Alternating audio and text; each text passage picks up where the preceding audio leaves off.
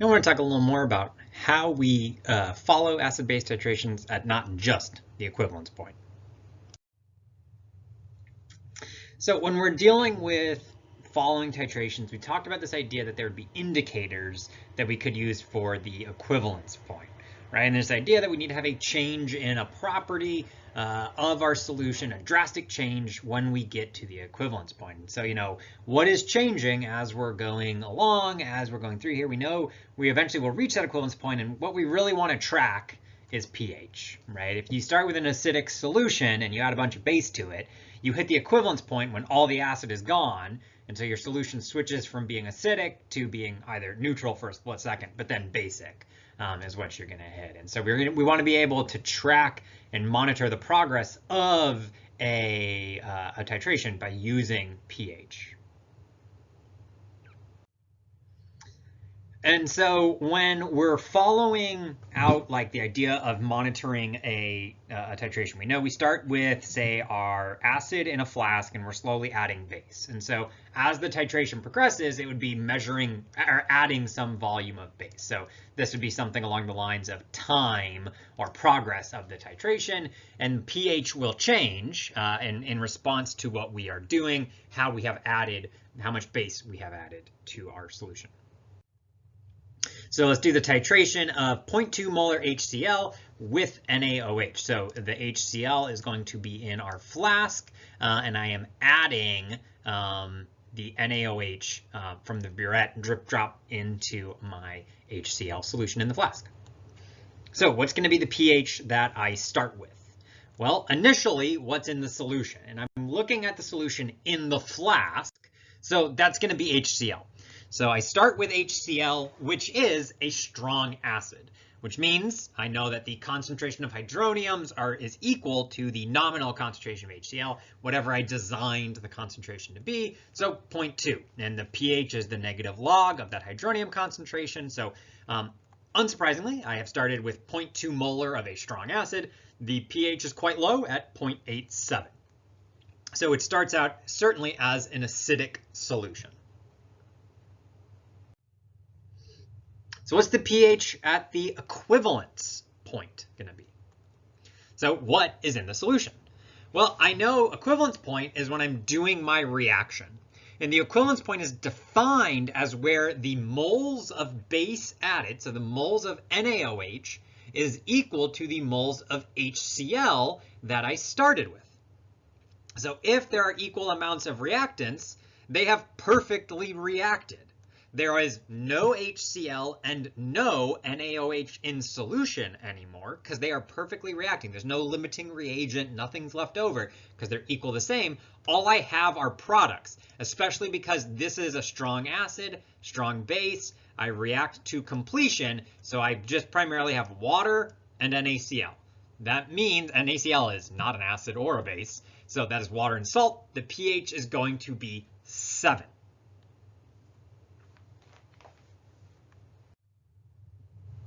This is generally true for the equivalence point of the titration of a strong acid and a strong base.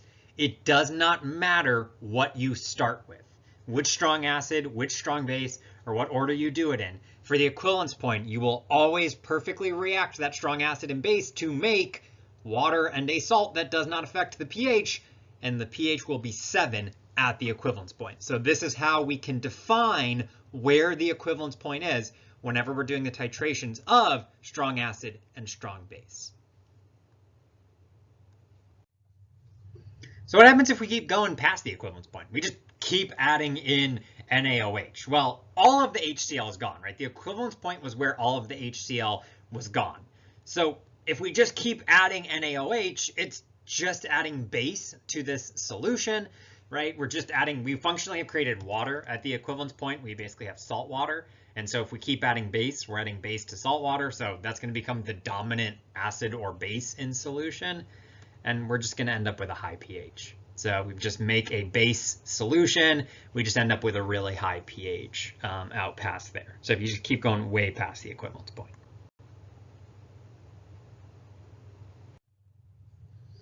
What about in between all these points?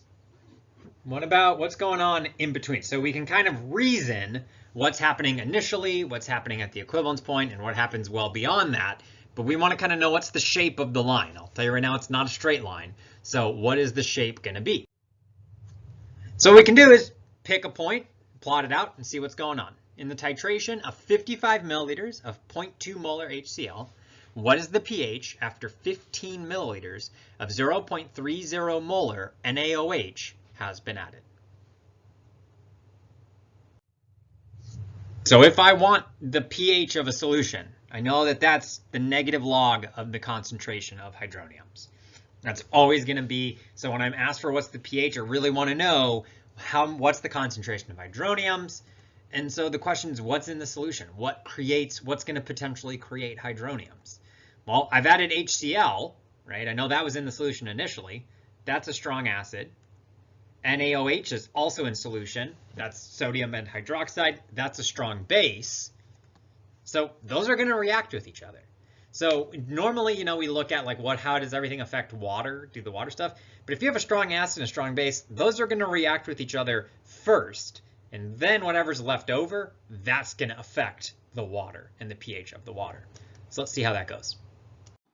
All right, so I got this titration where I'm not at the equivalence point, and I want to know what the pH is. So I started with 55 milliliters of 0.2 molar HCl, and I'm adding in some NaOH. So one of the things that we want to be mindful of is this is a different setup of the previous titrations where we didn't know what the concentration was. Here we do know the concentration of what's in the flask, right? The 0.2 molar HCl is what's in the flask, and we just want to know the pH along the way. And we want to kind of figure out what's going on here. So one of the first things we want to think about is, the chemistry that's actually happening here, right? What is the actual reaction? So we know we have HCl reacting with NaOH. So we have an acidic solution reacting with a basic solution. We know these are kind of the overall what we put into the solution, but the chemistry in there, we probably have some hydroniums. These ions are floating around separate from each other, but we can still predict the reaction based off this. We know the acid, the hydrogen part, would react with the base, the OH part. So that would produce water plus NaCl.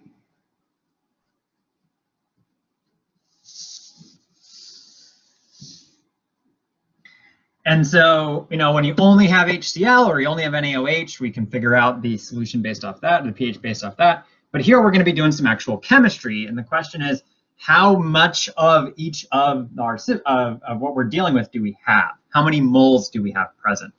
You'll note this is not an equilibrium problem where we need to use an ice table because this is a strong acid reacting with a strong base. This is very, very product favored. This reaction goes very, very far to completion. We can just use stoichiometry.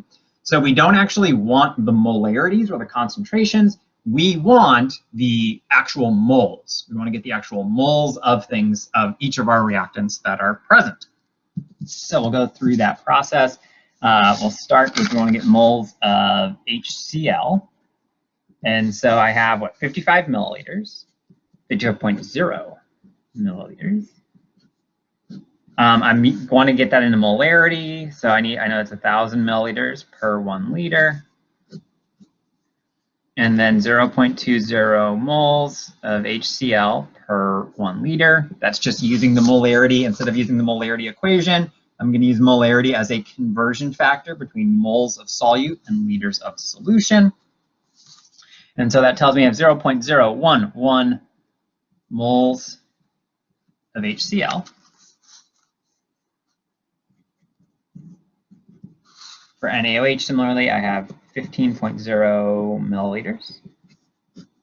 Convert that into liters, divide by 1,000, and then use the molarity of that, which is 0.30 moles of NaOH per 1 liter of solution, giving me 0.0045 moles of NaOH.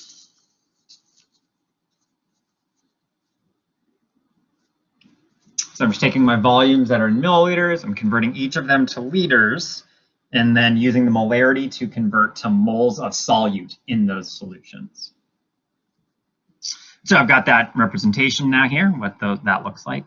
And so one of the things we can see is that these amounts, I have different amounts of my two reactants. So I can write that out. I have 0.011 moles of this and 0.0045 moles of this. And we know it's going to be a stoichiometry problem.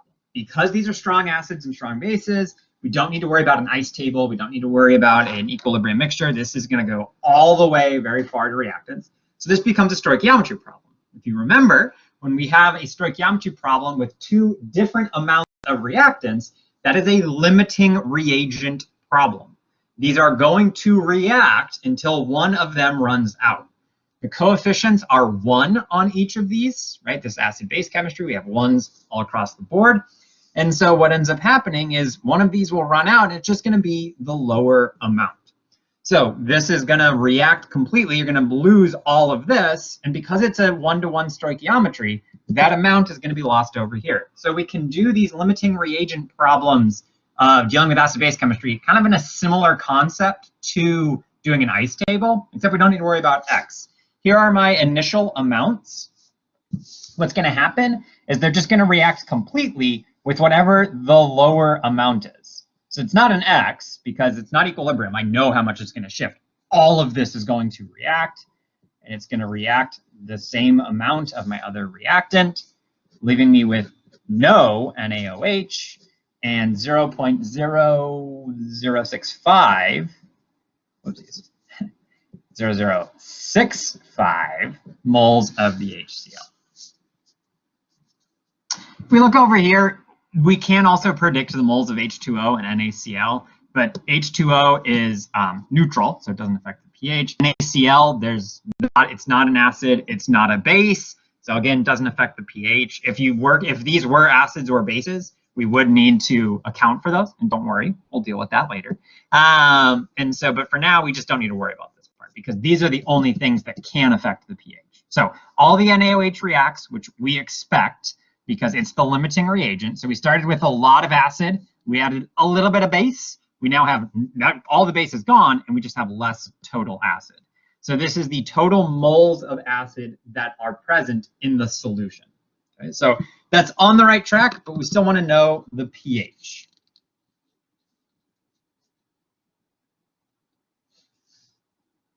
So our equation for pH is that it's equal to the negative log of the concentration of hydroniums. So what I have is that I have 0.0065 moles of HCl.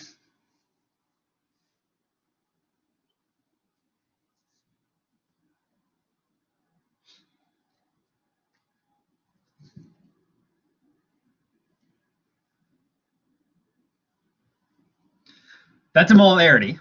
This is a raw moles. So I need to take this and turn it into a molarity, which means I need to divide by the volume. And we want to be careful here as to what exactly the volume is. We can see we started with 15 milliliters. We have added, 55 milliliters. We have added 15 milliliters of solution. So in the process of adding the base into the acid solution, we've also added a bunch of extra solvent. What we can do is we can make an approximation that the total volume is going to be equal to the sums of those smaller volumes. So 55 milliliters plus 15 milliliters. Oh, I forgot to get the point zeros on all those. 70 milliliters. Note, volumes are not generally additive. If you add pure water to pure water, it is additive. And these concentrations are relatively low. If you were adding like 8 molar HCl to like 4 molar NaOH, this would not work. But we don't do titrations with such concentrated acids and bases because those are just gnarly reactions. And so because these concentrations are low, this sort of approximation is going to work out. You'll also notice this is 3 sig figs, but you'll note our moles is only 2. And basically, that's going to be okay. This is probably making this approximation is probably wrong to 1 sig fig. It might be like 69.5 milliliters or 70.2 milliliters or something like that. And so since we're going to go down to 2 sig figs when we make our molarity anyway, not really a big concern. Or it's going to get washed out, right? The error in this approximation is going to get washed out by the error in this measurement. So what I can finally do, the concentration of HCl after the reaction is done, I have less HCl because some of it has reacted, and I have more volume.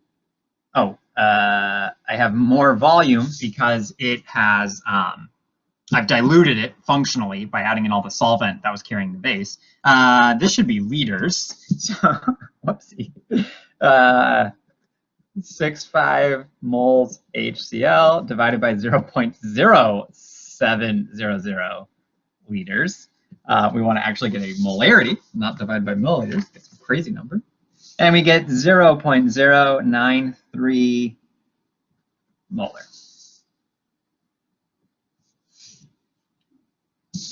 And that's the concentration of HCl.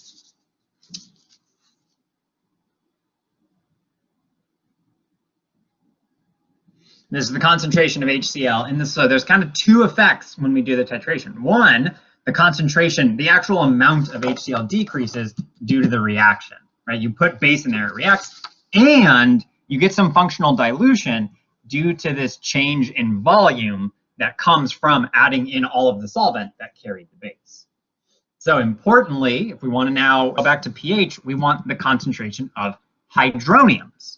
Because HCl is a strong acid,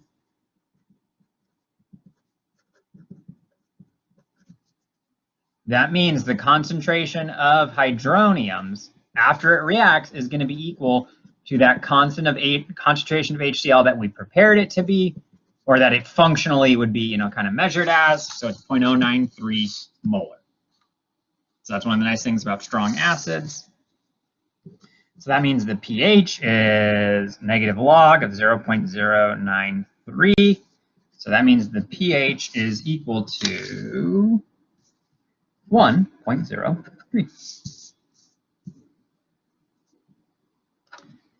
So a lot of work, but we can finally get our answer.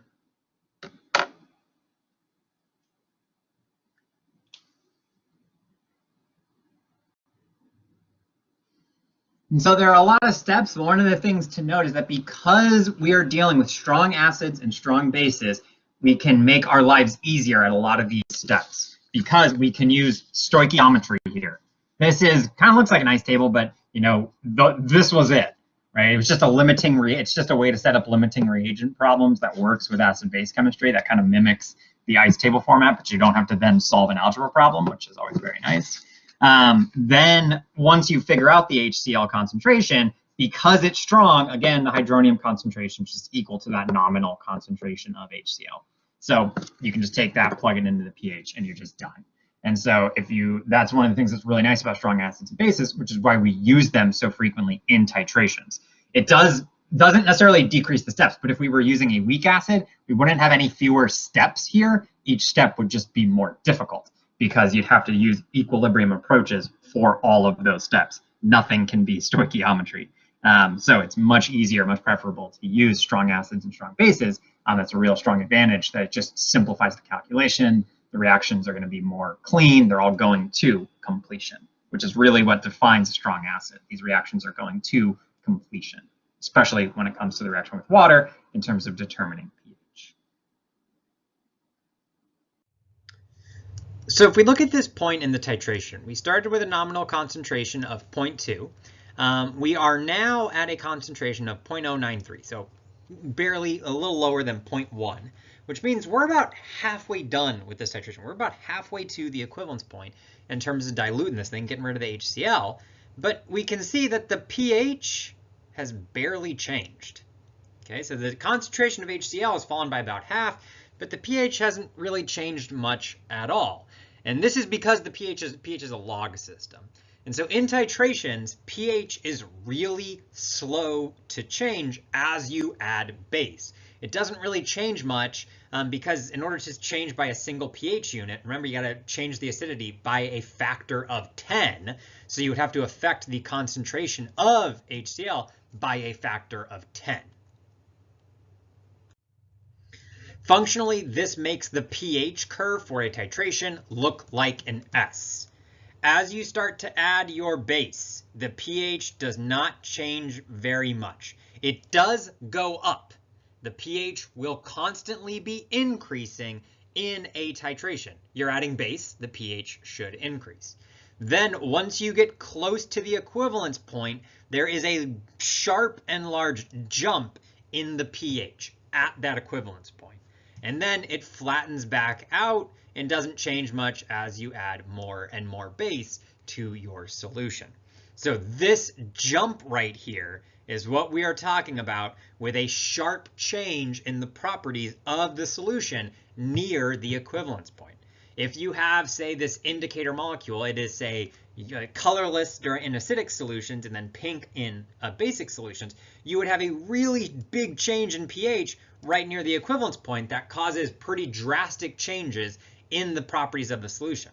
All of a sudden you go from like a pH of 3 to you add 1 more milliliter of base, and then all of a sudden the pH is 11. It's a huge jump that happens over a really short, really small window of base volume added. That does make titrations very tricky to get right at the equivalence point, but there certainly is going to be a very sizable change in the acid-base properties of the solution.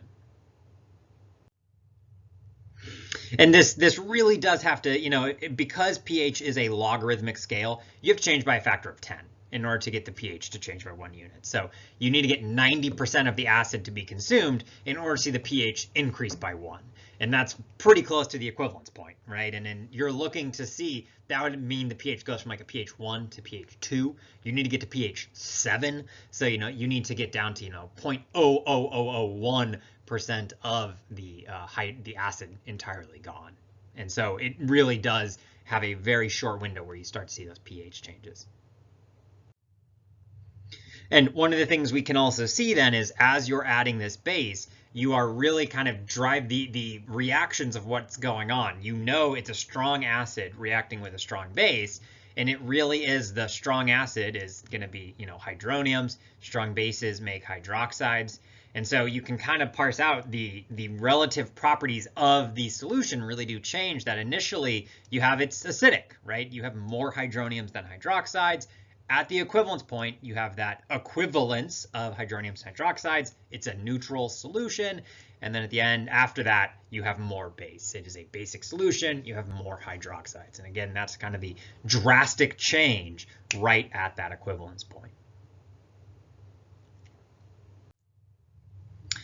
And so, the titrations always have this strong S-shaped curve. If you did a titration of a strong base with a strong acid or vice versa, it's always going to look the same, and the equivalence point will always have a pH of 7. So it's hard to find right at the equivalence point, right when pH is equal to 7, but it is common to see that big jump. That big jump is how you know you've reached the equivalence point. And even if you're off, you're at the end of the jump versus the beginning of the jump in pH, that's like a 1 milliliter difference. And so say you were doing the titration of, say, 0.2 molar NaOH with HCl, now you would monitor your progress as volume of acid added. And so the only difference is that you start with a high pH and you decrease, right? You start at a high pH, say 13, and then you are slowly decreasing, but still pretty flat until you hit that equivalence point, and then it's right at the pH equals 7 for that equivalence point. It's always 7 because it's a strong acid and a strong base. Don't worry, we'll circle back with what happens for weak acids and bases. But for now, 7 for strong acid, strong base. Another video down. That's it for titrations. Got 2 more videos in the set, so the last topic in chapter 14. See you there.